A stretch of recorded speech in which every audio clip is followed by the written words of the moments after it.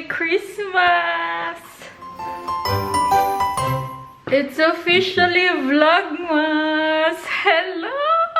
Today is November 30. December na bukas. Uy, my goodness. At tayo ay welcome ng malaking pimple dyan.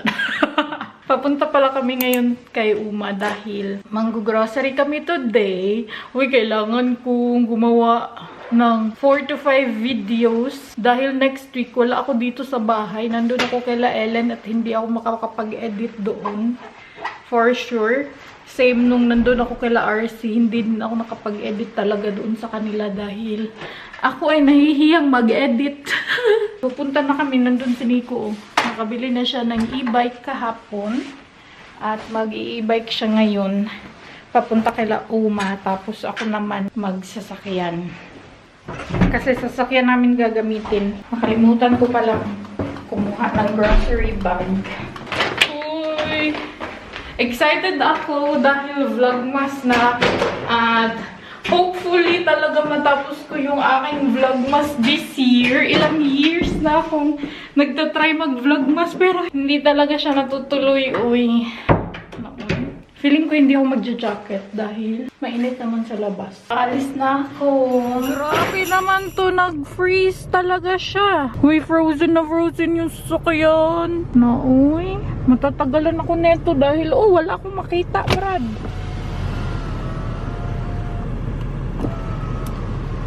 Ay, hindi talaga siya nadadala. Sobrang matatagalan ako nito. Ayokong magkuskus sa windshield.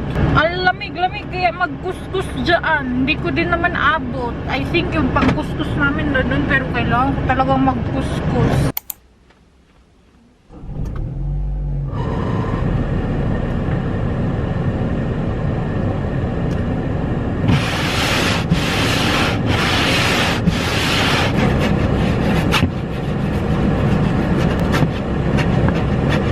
Bala na yan, uy. Late na. Sobrang late na ako.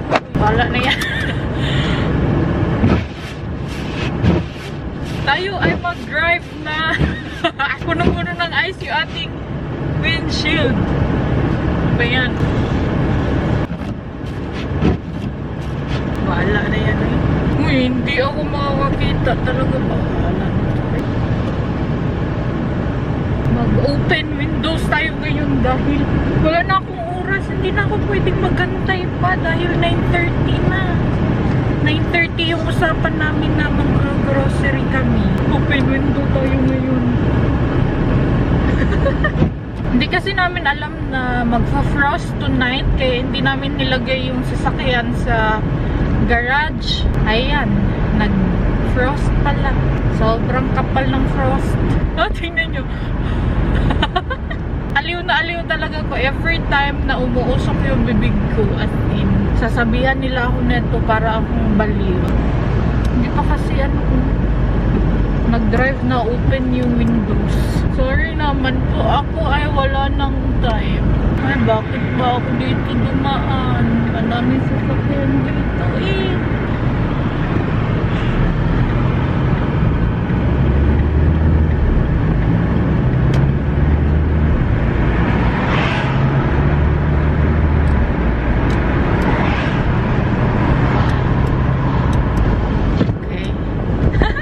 Pwede na yan, uy.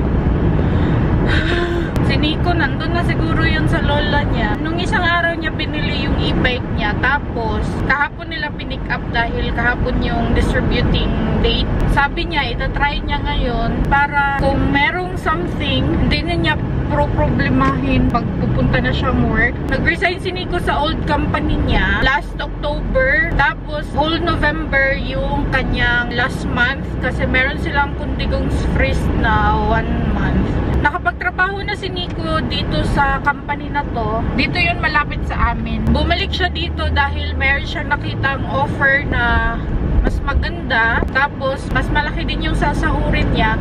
Then, plus point sa kanya is sobrang lapit lang niya dito sa amin. Kaya, pwede siyang mag-bike. Yung last company niya, magdadrive pa siya ng 30 to 40 minutes every day. 2 times a day yun. Tapos, doon din siya na-discourage. Hindi sila magaling magplano. Yun yung time na nagtagal ako sa Pilipinas kasi dapat siya yung pupunta sa Amerika para magtrabaho for 2 months, I guess. Pero, hindi yun nangyari dahil kumuha sila ng ibang trabahante. Es geht sogar schnell, Nico. Enteiser. Ja, ja. Sehr schnell. Hast du den Geldbeutel, Oma? Gipfel dürfen wir nicht vergessen und Knacker. Ja, Gipfel holen wir ja beim Ebner wahrscheinlich, ja? Ja, weil beim Gloß gibt es Ja. glaube ich keine. Müssen wir zuerst zum Ibner fahren oder nicht? Sind wir hinterher fahren, das ist noch hier holen wir uns. Tun wir jetzt wieder heimfahren. Beim Okay. Heimfahren. Willst du Sitzheizung, Oma? Ich brauche nicht, Okay. sonst weil der Hitze ausstrahlen musst. Solche Winter mag ich. Die Sonne scheint, kalt. Mag jeder. Du bist ja ganz schön luftig angezogen, ne? Ja. Ist ja nicht zu kalt. Nee, ich habe gedacht, die Sonne scheint. Ja. Wir gehen eh nicht zu Fuß. Da müsste ich in die Sonne stellen. Das ist dir anscheinend. Im Globus ist eh nicht kalt. Also. Ja, darum habe ich auch drunter nichts angezogen. Ja. Ah, ja. Dito na kami sa Globus. Malamig pala siya, uy. Wala akong jacket na dala. Kahit na nandito si Mr. Sun, malamig pala siya. I'm home! Pailo tayo. Wala din naman magkaibahan.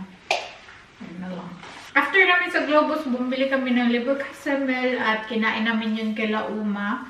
So, nakapag-lunch na ako, isang tinapay. I-haul ko lang ang mga napamili namin. Si Uma ulit ang nagbayad ng aming pinag-grocery ngayon.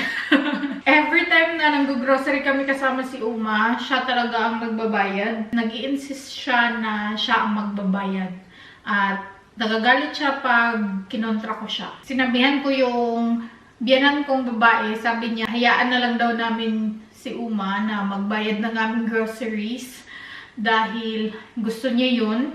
But anyway, eto pala is Advent calendar. Chocolates to siya. Hindi na kami kumakain ng ganito pero nagbibigay pa rin si Uma sa amin. So, eto yung sa akin, color green.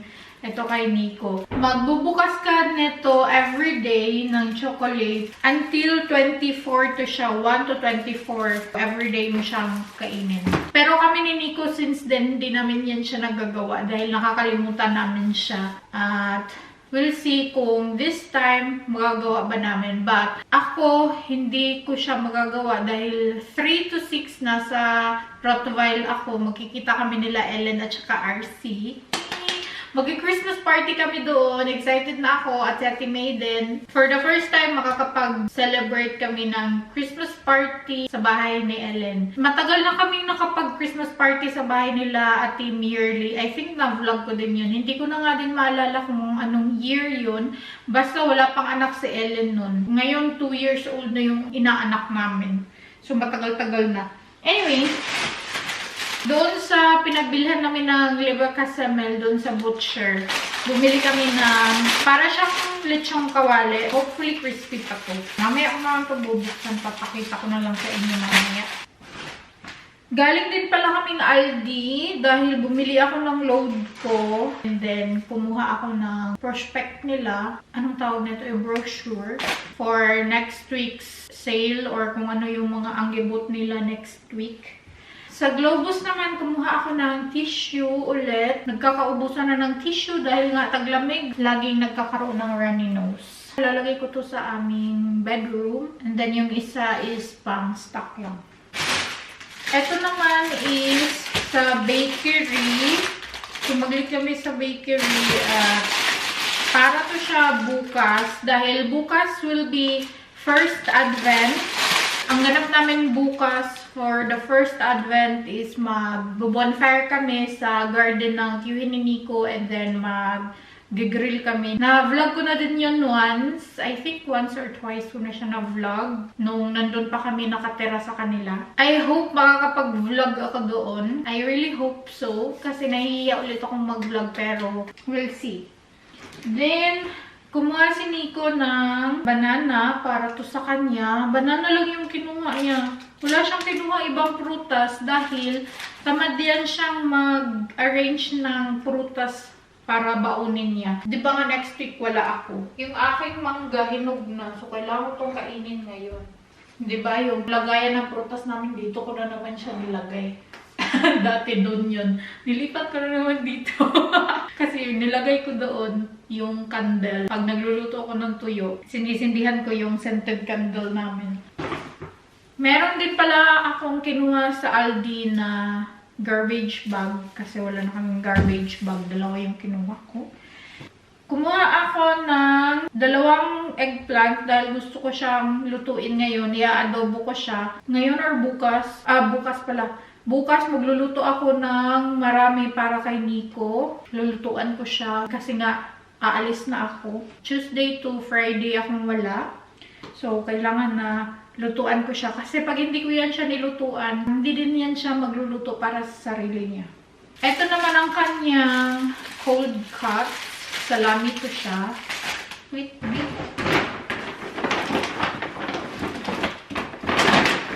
Meron akong kinuhang mini or baby carrots para kay Nico. Ayaw niyang mag-cucumber dahil kailangan niya pa daw maghiwa-hiwa nun. Eto na lang daw kasi hugasan lang to tapos kakainin kahit na may balat. Yan yung dadalhin niya sa work niya. Eto, cherry tomatoes. Para dito sa work niya. Eto, paborito ko din tong brand na to. From Azura. Kumuha ako ng chamomile tea. Naubusan ako ng chamomile tea. Kandila para sa sementeryo, sa lolo't lola ni Nico. Bukas, sasaglit kami doon sa sementeryo para sindihan to. Meron din, anong tawag na ito? Nakalimutan ko, basta ganito siya. Ang pangalan dito is Giovanni Rana. Meron siyang mushrooms sa loob. Si Nico mahilig sa mga ganito. And then, ito, kumuha din siya ng gnocchi. Tapos, kumuha ako ng ganito, Hefegebex Stangen. Masarap to siya. Pinapapak mo lang siya pag boryong-boryo ka. Etong sabon sa aming dishwasher. Kumuha ako ng pinya. Kakainin ko ito. Isasawsaw ko sa asin. Doon sa Globus, meron silang machine na pang-cut ng pinya. Kung gusto nyo pahaba yung cut niya, pipindutin nyo lang na pahaba yung cutting niya. Ito pa rectangle, pa square. Ano bang tawag nito? Basta ganyan siya maliliit. Ito naman is spicy mustard. Tapos, kila Uma, humingi ako sa kanya ng 4 na potatoes dahil gusto kong lutuan si Nico ng giniling para sa work niya. Bukas ko lulutuin, I guess. Kumuha si Nico ng cheese niya. Then, ito yung mga lulutuin ko. Meron ako dito pork fillet. Meron akong beef fillet kasi gusto kong mag-bistik para kay Nico. And then, ito yung hackfleisch or ground meat. Mix to siya ng baboy at saka baka. Yun lang naman yung mga napamili namin.